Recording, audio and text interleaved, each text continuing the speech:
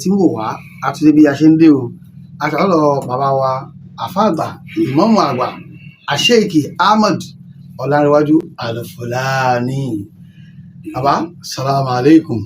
Alaikum assalam wa rahmatullahi ta'ala wa barakatuh. Ramadan Kareem. Wallahu akram, wallahu akram. Torí àwọn ẹ̀ṣẹ̀ wá lásìkò àwẹ̀ ní báyìí. Masha Allah. Gbogbo ètò bóòlù ẹ̀ ṣe ń lọ bóòlù ṣe wọlé bá dé. Alhamdulillahi rabbil alamin. Ar-Rahman ar-Rahim maliki yawmiddin. Allahumma salli ala sayyidina Muhammadin wa ala alihi wa sahbihi wa sallim amin. Fanfani ẹni tí ó kọ́kọ́ rí mi for the first time tí ó mọ̀ mí rí orúkọ mi ní Al-Sheikh Dr. Ahmad Ọlárẹ̀wájú Al-Fulani Al-Adabi tí Olúwa dá iléeṣẹ́ Sebilun Najat Concept sílẹ̀ fún mi. Mú kí gbogbo ẹ̀yin journalist wa Ọlọ́run á bá mi san yín lẹ́san olóore. Àmín. Ọlọ́run á gbàdúrà wa. Eléyìí àwọn Yorùbá wọn ní eléyìí ò kì í ṣe àkọ́kọ́ pa kíní kan kì í ṣe àkọ́kọ́ pa àjẹ́. Èyí kan ní àkọ́kọ́ tẹ́ àkọ́kọ́ wa. Adúpẹ́ gẹ́gẹ́ bí ìbéèrè. Ramadan òun lọ bá ṣe fẹ́. Olúwa ṣe wọn bẹ̀rẹ̀ pẹ̀lú ayọ̀. À ń bá lọ pẹ̀lú ìdùnnú. Ọlọ́run jẹ́ ayọ̀rí ẹ̀ pẹ̀lú ayọ̀. Allahumma àmín. Sheikh Al-Fulani lánàá, Al-Fulani lónìí, Al-Fulani lọ́la, kí ni àṣírí tó wà ń bẹ̀ gan? Kò sáṣírí kankan bẹ̀ tó ju Ọlọ́run lọ. Ọlọ́run ni gbogbo ẹni bá ti fi Ọlọ́run bá ṣe ìgbẹ́kẹ̀lé ẹ̀ yóò máa exist lọ ni. Torí Ọlọ́run bá nìkan ni ọba tí yóò mọ bẹ lọ gbére. Gbogbo ẹni tó bá ti wá sora rẹ̀ papọ̀ mọ́ Ọlọ́run tí ò fira rẹ̀ ti ayé tí mo mí ni wípé gbogbo ẹni bá lọ bá àwọn àjẹ́ tó bá tanná fún àwọn ní ó padà paná yẹn. Allahu Akbar. Ó gbọ́ tó bá lọ bá àwọn àjẹ́ tó bá lọ tanná fún àwọn ní ó máa padà paná yẹn. Bí náà yẹn bá ṣe ń tàn wọ́n padà pa gba àwọn òní kó tàn tó bá yìí náà wọ́n á dẹ̀ lẹ́jẹ̀ẹ́ tí wọ́n á béèrè lọ́wọ́ ẹ̀. Tọ́ba tí òun tó bá rí fún wọn lọ́dún yìí tó rí fún wọn ní ọdún míì tí ò bá padà wá rí fún wọn mọ́ ńkọ́ máa padà fa irú wọn lẹ́ẹ̀mọ́ gbọ́ pé ó lọ relegation ẹ̀ gbúrú ẹ̀ mọ́. Ẹni bá dẹ̀ lọ fara tó só wọ́n padà so mọ́lẹ̀ gbẹ̀yìn ni. Oṣó wọn á so mọ́lẹ̀. Àjẹ́ ó padà jẹ́ wọ́n jẹ́. Ṣùgbọ́n tó bá fara tọ́ Ọlọ́run nìkan ni ò kí ń expire. Ìmọ́lẹ̀ Ọlọ́run nìkan ni ò kí ń kú. Ìmọ́lẹ̀ Ọlọ́run ò kí ń kú láyé. Al-Fulani alhamdulillah Ọlọ́run ni. Ètò ìyá agbélá ní ètò tí gbogbo ayé mọ̀ káàkiri náà ni tí ó sì ń ṣe dáadáa. Ìkan wá bẹ̀ sí ìjà rìnrìn àríkan tó bọ́ síta ó ní ẹ̀yà àti agbọ́mọ̀bí wọn ó ní bẹ́ẹ̀ ṣe ń dọ́gbọ́n sí. Nígbà tí ẹ bá ń ṣètò lẹ́pẹ́ èèyàn kan ń pè bí ẹ̀mẹ́ta bí ẹ̀mẹ́rin kí ètò tó parí lọ́dún ẹnìkan sì wà bẹ́ẹ̀ tó ti ń pè láti bí ọdún mẹ́wàá tí òun náà àbáyọ eléyìí kí lọ gbọ́n kí ni ète bó ló ṣe ń lọ. Ìbéèrè tí mo kọ́kọ́ dáhùn ni wípé journalist wa Alore TV máa ń sábà follow program yín dáadáa. Ẹ máa ń lọ interview bàbá kan tí máa ń fún gbogbo ayé. Ṣé fálẹ̀ ìmú ni àbí tìbẹ́ tàn? Ẹ máa interview bàbá kan tó máa ń ṣe prophecy pé nǹkan báyìí ní ó ṣẹlẹ̀. Wọ́n sí à. Nǹkan báyìí ní ó ṣẹlẹ̀. Ọ̀làbúrò ìfálẹ̀ ìmú nù.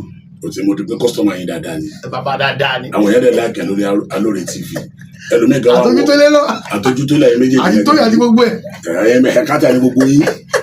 Àwọn èèyàn dẹ̀ máa ó dá mi lórí àwọn yóò máa pè é pé wá àárí bàbá sí ya kí ni ó ṣẹlẹ̀ lọ́dún yìí. Bẹ́ẹ̀ni àyè bẹ́ẹ̀ kọ́. wọ́n ti ń da ọ̀rẹ́jẹ́ láàmú náà ó sọ fún mi lórí. kánìkan wá jáde pé wá ìdá ìlọsọ́dọ̀ bàbá sí ya wá ẹ̀yin lẹ́mọ tó pè yín lórí ètò yín tí ò jẹ́ kétò yín bàjẹ́ agbọ́mọdé wọn pè wá. Yes.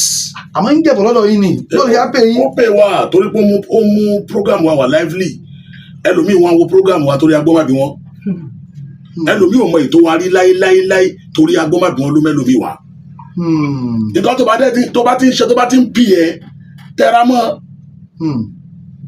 ó gbọ́ tẹra mọ́ pléyà tó bá máa dáa fún tíìmù kóòtù yóò lọ pè wá láti wọlé. bó wàá ló ṣe ń wọlé lójoojúmọ́ ní tiẹ̀. ojoojúmọ́ kọ́ ló wọlé. gbogbo gbà. gbogbo gbà kọ́. lẹ́ẹ̀kọ́ ní láre. ìlàrè kọ́ ẹ̀ẹ̀kan náà ni. àjọ wa láti kọ́ ara ni. ẹ̀ẹ̀kan náà ni yóò wọlé. Ẹ̀ẹ̀kan tó bá dẹ̀ wọlé yẹn ẹ̀ẹ̀kan yẹn máa dàbí bí ẹgbẹ̀rún gbà ni. Toro wà lively. Kódà mo rántí iye ẹ̀kan wàláhì ọ̀rọ̀ tí fẹ́ sọ yìí mo rán ẹni tí mo mọ̀ ní o àwọn tọ́rọ mo rí gbọ́dọ̀ ń gbọ́ káàkiri pé wọ́n máa gbọ́ máa bí wọ́n mo mọ̀ ẹbí ni àbí ẹbí kọ́ ni wá sọmọ Ọlọ́rin ni. ọmọ Ìlọrin kọ́, ọmọ Ọ̀yọ́ ni. Aláàfin. ọmọ Ọ̀yọ́ ni. Èkó ní ń gbé ni. ọmọ Ọ̀yọ́ òní. Èkó ló ń gbé. Èkó ló ń gbé tẹ́lẹ̀ ní àmúwò ọ̀dọ̀fin ní Mile 2. ọ̀tẹ́ tó máa ń lọ káàkiri ni. Kí lè la fi mọ̀ prógámù náà ló já mọ̀. ń dá sí. ó ń dá sí. àwọn kan fowó dá sí. Bẹ́ẹ̀ni. Controller General of Custom wọ́n fowó dá sí. Former Senate President wọ́n fowó dá sí. àmọ́ senators tó ń dá sí. àmọ́ governors tí wọ́n ń dá sí. ètò Sebil Najat. MC Olúọmọ ń dá sí. Kódà president wa ní Nàìjíríà àwọn náà máa ra 30 minutes fún wa. Ahmed Tinubu. lágbára tọ́nà látara president NURTW chairman MC Olúọmọ. Gbọ́ mi yé. àbáṣe wa mọ̀ra náà ṣe mọ̀ pé star dem máa ń charge star ni. ìràwọ̀ máa ń ràwọ̀ lọ́wọ́ ọmọ yìí oníràwọ̀. ìyẹn agbọ́mọbí wọn. oníràwọ̀ understand. ọdún kan wá wà kò pé wọlé wàláì fúnra mi ni mo pè lórí aago báyìí lórí program. ẹ mọ nọ́mbà rẹ ni. dáadáa fúnra mi ni mo pè lórí program báyìí ṣé pé n tó ń dẹ̀ láàmú tó fẹ́ gbọ́ òun náà ló ń gbọ́ yẹn o. ilé ẹjọ́ tó bá wá fẹ́ gbérú ẹ̀ lọ kó wá gbàbẹ̀ lọ. Number 1 Sebil Najat program I am the CEO. tọ́lọ̀ ń ṣe fún. èmi mo sì mọ nǹkan tí ó pè mí. èyí sì fọ́ọ̀sì ẹ pé dandan mú wá fún mi. gbọ́ mi yé. torí ọdún kẹwàá rèé o tí mo ti ń pè tí mi ò wọlé kí ló ṣẹlẹ̀ ọdún kẹrin rèé tákọ́mà bí wọ́n pè tí ò wọlé ìwọ oníràwọ̀ lára ni. èsì ọ̀rọ̀ dé. oníràwọ̀ lára ni tó bá níràwọ̀ lára ni á wá wọ náà gbé wọn náà wọn dá sí. àwọn tó ń ṣe fíìmù Yorùbá actor mi kò gbé lẹ́kọ̀ọ́ mo dẹ̀ fẹ́ gbé fíìmù jáde mo dẹ̀ rí pé ìràwọ̀ tó máa wúlò fún fíìmù tí mo fẹ́ gbé jáde ni màá wá lọ sábẹ́kúta máa wọ́dún ládé Adékọ́lá lọ. bẹ́ẹ̀ni. wá ṣònù fíìmù. àbíkẹ́ lọ sí dákàsí nílọrin kẹgbọ́n náà wá. kí n wá gbé wá. bẹ́ẹ̀ni gbájú ni. nígbà tá a rí àfáà méjì tán já gbàlagbà tán já síwájú nílẹ̀ Yorùbá ní Nàìjíríà ìyẹn àṣeyìkì Abibu mudiru Markaz àti àṣeyìkì Farouk Oníkìjìpá tí oríṣiríṣi là ń gbọ́ ó sàsími ó kó àdó sí mi lápò òun ló ṣe mí tí bàbá náà bọ́ta àwọn náà ṣépè wọ́n sunkún wọ́n ṣe gbogbo ẹ̀ gẹ́gẹ́ bí onímọ̀ àti ìsìláàmù kí lè fẹ́ sọ sílẹ̀ sá. wẹ́ẹ́ kò sí nǹkan tí màá sọ sí ju wípé àdúrà lèmi ò ṣe àtọ̀tún àtòsí kọ́lọ́hún lọ́jọ́ ìní kó máa wá bá ṣèitọ́nù wí kọ́lọ́hún bá bíṣù wí kò sí ní tó ń ṣẹlẹ̀ báyìí náà èṣù ni kọ́lọ́hún jọ nínú àánú ẹ̀ kó bá bíṣù wí kọ́lọ́hún wọlá bó ṣe tó nínú àánú ẹ̀ gbogbo àwọ̀ tí ń bẹ ń bẹ kọ́lọ́hún bá wà parí ẹ̀ gbogbo àwọ̀ tí ń bẹ ń bẹ kọ́lọ́hún bá wà parí ẹ̀ gbogbo àwọ̀ tí ń bẹ ń bẹ kọ́lọ́hún bá wà parí ẹ̀ gbogbo àwọ̀ tí ń bẹ ń bẹ kọ́lọ́hún bá wà parí ẹ̀ ní tí mo lè sọ láàrin ẹ̀ ni.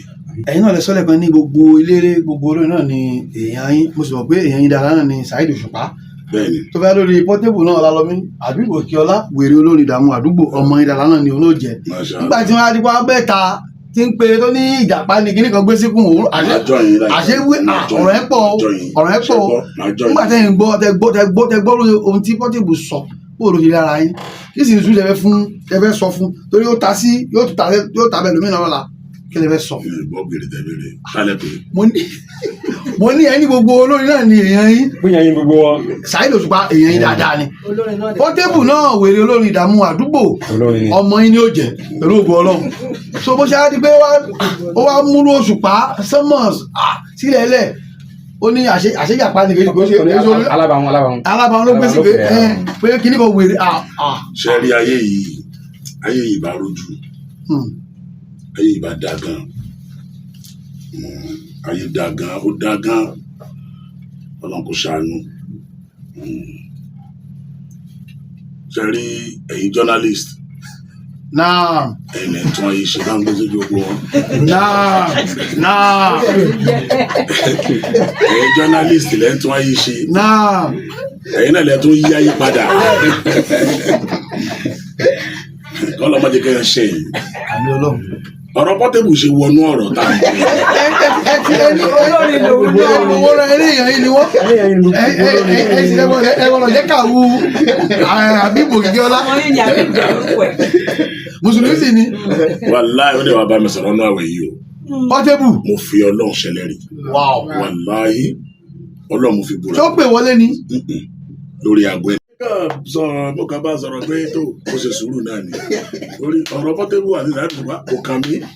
Kì í sọ̀rọ̀ tẹ̀fsírì ní sígbà tẹ́ bẹ̀rẹ̀ ọ̀rọ̀ Mudiru Markaz àti bàbá wa Mufti nísìn kí ni mo sọ mo ṣàdúrà gẹ́gẹ́ Mùsùlùmí kọ́lọ́mbà fìyàwó mi àlàáfíà sáàrin. Habibu náà kí ẹ fẹ́ sọ fún Habibu Òkìkíọlá.